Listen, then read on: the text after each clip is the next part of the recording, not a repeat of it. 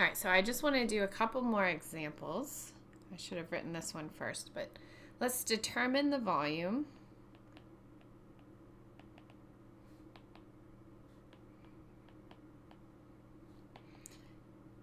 that lies under the sphere of radius 3.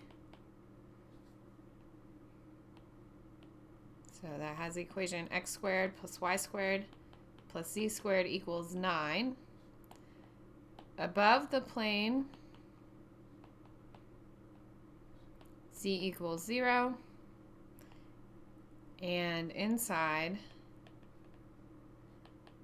the cylinder, x squared plus y squared equals 5.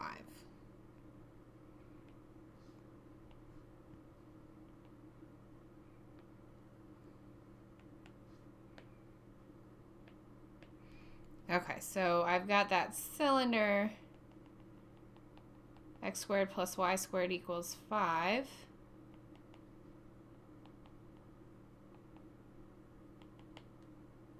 And on top of it, I've got my sphere of radius 3. And I'm looking for the volume inside sort of this picture here as a rough sketch. Okay, so our equation that we're integrating is going to be z equals, so I'm going to take my equation of the sphere and write it as z equals the square root of 9 minus x squared minus y squared. Now, why am I allowed to take the positive square root? Well, we're only looking up above the xy plane, right? So this is positive, where z is positive. All right, my region of integration is down here. It's that circle that's formed by the cylinder.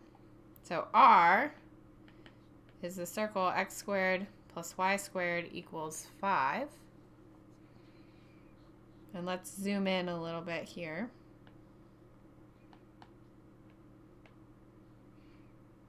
Okay, so that's a circle of radius square root 5.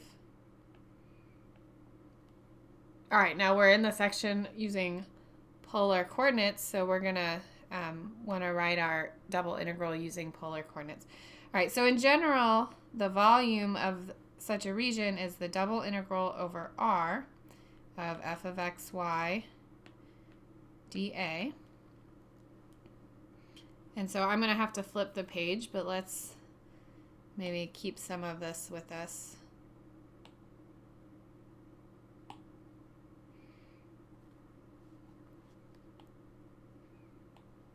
All right, so here's my region of integration, and I want to do polar coordinates, so I need bounds on r and theta.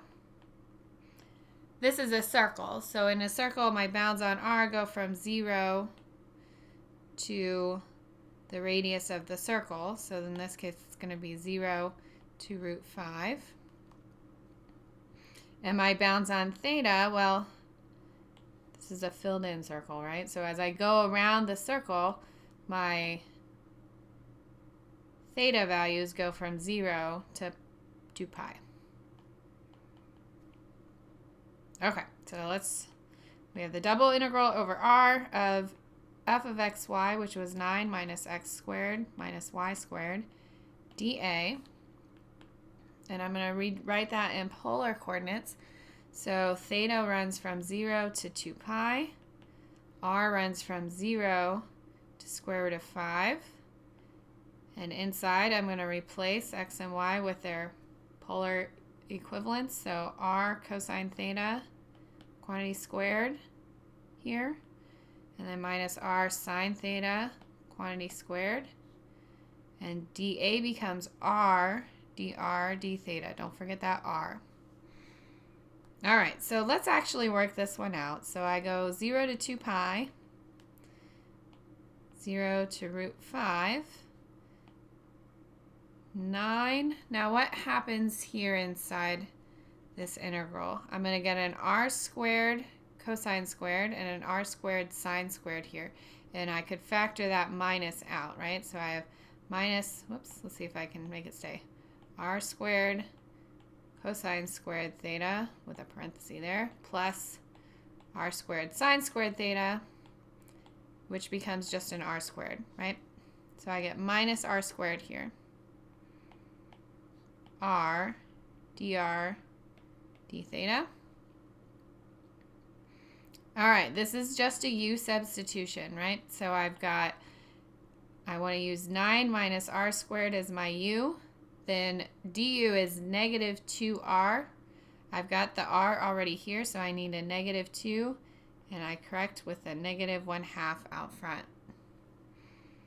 So this integrates as 0 to 2 pi, negative 1/2, u, which is 9 minus r squared. I need to add 1 to the exponent, so to the 3/2 times 2/3. Evaluated from r equals 0 to root 5 d theta.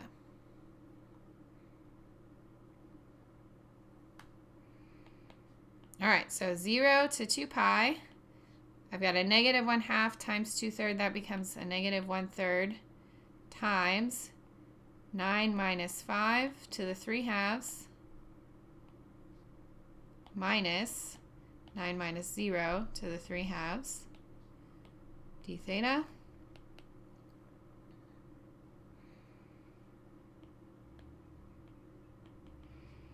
So I have negative 1/3 times 9 minus 5 is 4. Square root of 4 is 2. And then I'm going to cube that, so 8 minus square root of 9 is 3. And then I'm going to cube that, so 27 d theta. 0 to 2 pi. 8 minus 27 is 19. So I get 19 over 3 d theta. And finally, that's 19 over 3 theta. Evaluated from 0 to 2 pi, I'm going to get 38 pi over 3. All right. All right, I want to do one more example with you. And this is actually example 4 in the book. We're going to use a double integral to find the area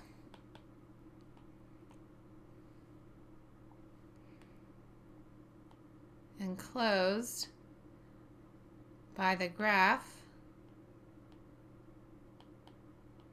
of r equals 3 cosine 3 theta. So this is a polar equation. First thing I want to do is sketch the graph, and I've already done that over here in Desmos. So r equals 3 cosine 3 theta is a 3-petaled flower.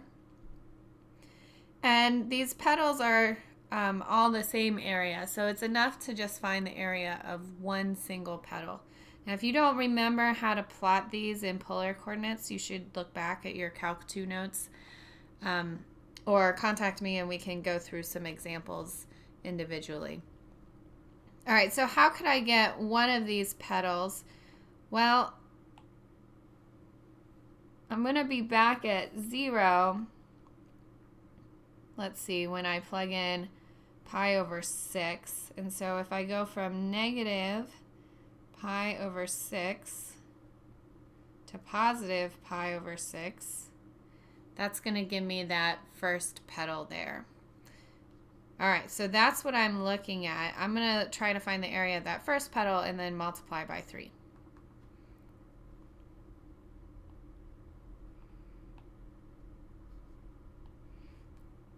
Okay, so this was negative pi over 6 to pi over 6. And we're just going to focus in on this first petal. It goes out to 3 here. Just so we have the rest. I'm going to sketch the other two petals. Whoops. Something like that.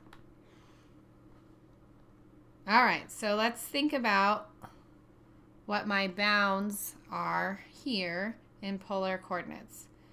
So first of all, what are the bounds on theta?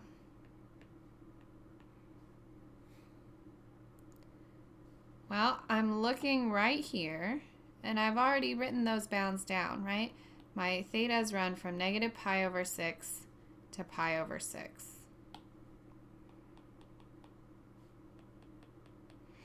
Now, so far, all the examples we've done, the bounds on R have been constant. But here, the bound is not constant. So if you think about taking a point in here, on here, the R values run from 0 over here to the curve, right? And what is the curve? The curve is 3 cosine 3 theta. So my bounds on R are 0 to 3 cosine 3 theta. Okay? All right, now the total area is going to be 3 times the area of one petal. And from the last section, we saw that the area of a curve can be found by integrating the region, taking the double integral over the region of just 1. Okay, so let's plug in what we've got. My bounds on R were 0 to 3 cosine 3 theta.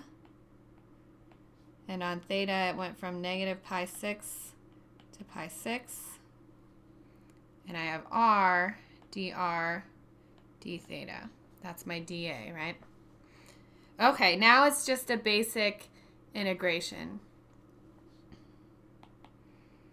I'm going to do 3 integral from negative pi 6 to pi 6 of integral of R is 1/2 R squared, evaluated from 0 to 3 cosine 3 theta. And I still have a d theta out here.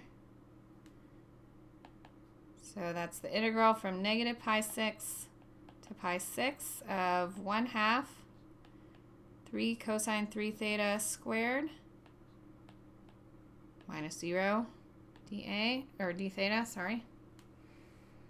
Okay, I'm going to scooch over just so I have some more room. Negative pi 6 to pi 6. What happens here? I'm going to get 9 over 2 cosine squared 3 theta d theta. All right, do you remember how to integrate something squared, cosine squared? So recall cosine 2x equals 2 cosine squared x minus 1. Okay, so if I rearrange a little bit, cosine squared x is 1/2 cosine 2x plus 1.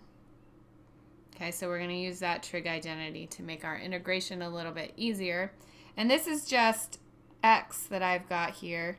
What we have is a 3 theta, right? So I'm going to replace all those x's with 3 theta. So negative pi over 6 to pi over 6 times 9/2 times 1/2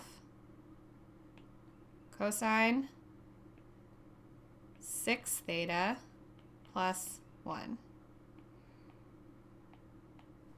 d theta.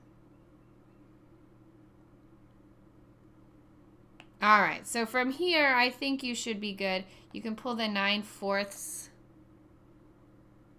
out. Oops, I dropped my 3 somewhere along the way. Remember, we had a 3. Let's put that back in. So 3 times 9 is 27. 27/4 I can pull out. Negative pi 6 to pi 6 cosine 6 theta plus 1 d theta. Okay, so you'll need to do a u substitution for that 6 theta. What you should get is 9 pi over 4. Let me know if you have any trouble with that one. I'm going to ask you to read example 5, which has to do with switching the order of integration.